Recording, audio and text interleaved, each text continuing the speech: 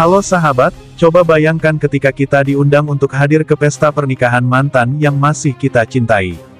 Busyet, mendengarnya saja sudah mencabik-cabik perasaan ini. Tapi Gangga adalah wanita lain daripada yang lain. Meskipun demikian, tetap aja yang namanya wanita tak berdaya jika sudah begini. Penasaran pastinya, kita ganggakan.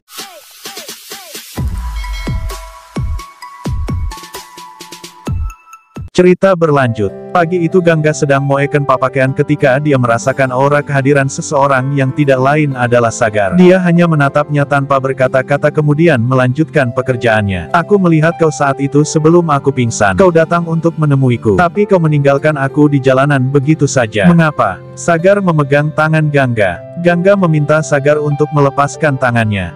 Gak penting. Sagar bertanya pada Gangga, apakah kau merasakan sesuatu saat ini? Katakan saja begitu sentuhanku membuatmu merasakan sesuatu dalam dirimu. Cinta yang kau tunjukkan di matamu. Gangga mengatakan kalau tidak ada cinta maka bagaimana kau akan merasakan? Dia mencoba untuk pergi, tapi Sagar menahannya. Sagar berkata, bullshit, kau bohong. Kau masih mencintaiku kan?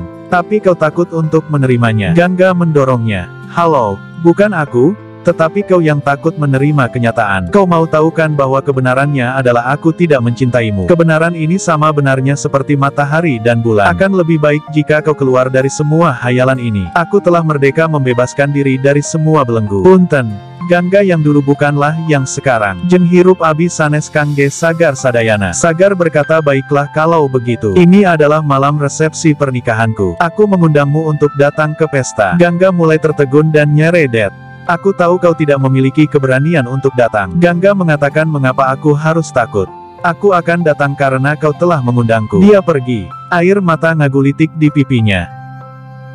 Santosi datang ke sana. Gangga menyeka air matanya. Gangga berpura-pura, aku sedang mencari sesuatu yang aku jatuhkan. Aku telah mendengar semuanya. Aku tahu betapa kalian berdua saling mencintai. Tapi aku tidak mengerti bagaimana setelah semua cinta ini Sagar justru bersama dengan orang lain. Gangga berkata, kadang orang tidak mengerti semuanya bahkan ketika hal itu ada di depan matamu. Santosi bertanya, apakah kau akan menghadiri resepsi pernikahan itu? Gangga memahami bahwa Sagar sedang mengujinya. Aku adalah Gangga tidak boleh mundur dan gagal dalam ujian ini.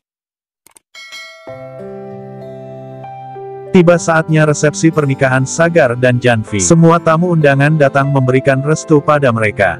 Terlihat Sagar dengan raut muka yang memaksakan dan berpikir tentang sesuatu. Tak lama sesuatu pun telah tiba yang membuat Sagar dan Janvi terpelongo melihat kedatangan Fulkit Supriya juga Neng Gangga. Sagar mengingat kembali ucapan dia pada Gangga. Waduh, bagaimana ini? Sagar turun dari pelaminan menuju ke arahnya. Matvi mencoba mendekat, seketika itu Niru menahannya tanpa berkata. Gangga membuka kalimat, Sagar, aku telah menepati janjiku datang ke resepsi pernikahanmu. Sagar tidak percaya dan bertanya Gangga. Seketika itu Gangga memotong lalu memberikan hadiah kecil sekotak vermilion atau yang kita kenal dengan sindur. Gangga mengucapkan selamat untuk sebuah kebahagiaan yang baru untuknya. Aku tidak akan terus di sini karena khawatir membuat suasana pesta membuat orang tidak nyaman. Semua orang di sana merasakan suasana ketegangan saat Gangga berbicara dengan tegar. Kemudian Gangga pergi dari sana. Santosi mendekat ke arah Janvi dan mengatakan, aku adalah orang yang posisinya sama dengan Gangga. Aku juga bisa merasakan bagaimana perasaan seorang wanita. Janvi hanya diam tanpa kata. Santosi pun pergi dari sana.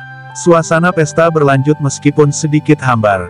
Tiba-tiba, anak buah nenek lampir ada di sana yang ingin menangkap Santosi. Rupanya mereka sudah mempersiapkan semuanya saat resepsi berlangsung. Mereka berbisik untuk kesempatan saat Santosi berdiri dengan Gangga di bawah lampu gantung. Terlihat Gangga dan Santosi berbincang-bincang di sana. Salah seorang dari mereka memotong tali lampu gantung sehingga hampir menimpa Gangga. Untung Sagar melihatnya dan lari dari pelaminan untuk menyelamatkan Gangga. Semua panik dengan insiden yang telah terjadi yang hampir saja merenggut korban. Semua tidak menyadari kalau korban utama berhasil dibawa para preman kecuali hanya Fulkit dan Gangga. Maman berhasil membawa Santosi. Dia berontak mencoba melepaskan dirinya dan berhasil terlepas dari jeratan si Maman.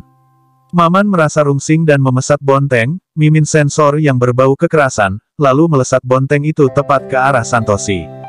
Setelah para preman mengira Santosi lenyap, mereka lalu kabur. Krantima mendapat telepon dari Maman kalau Santosi berhasil mereka lenyapkan. Gangga dan Fulkit berteriak dan berlari ke arahnya. Gangga mencemaskan, dia mencoba membangunkannya.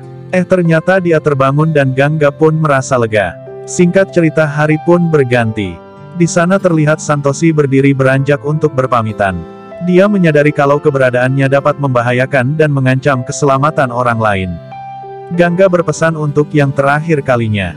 Santoshi juga berpesan dan meyakinkan tentang kekuatan cinta yang ada pada dirinya. Mereka berpelukan dengan sangat sedih.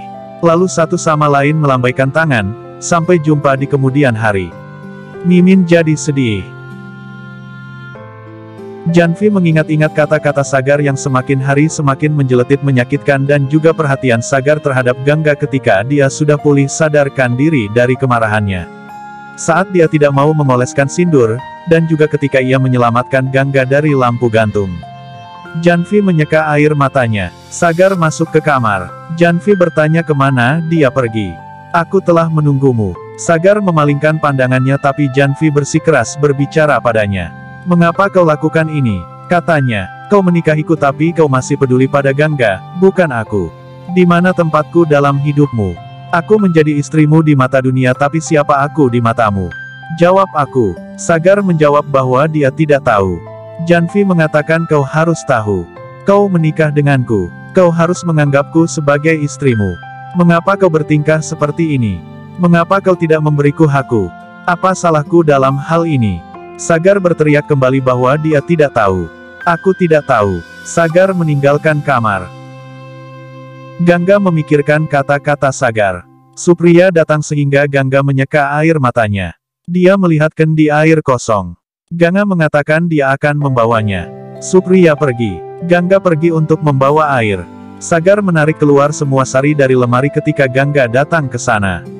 Dia bertanya, apa yang sedang kau cari?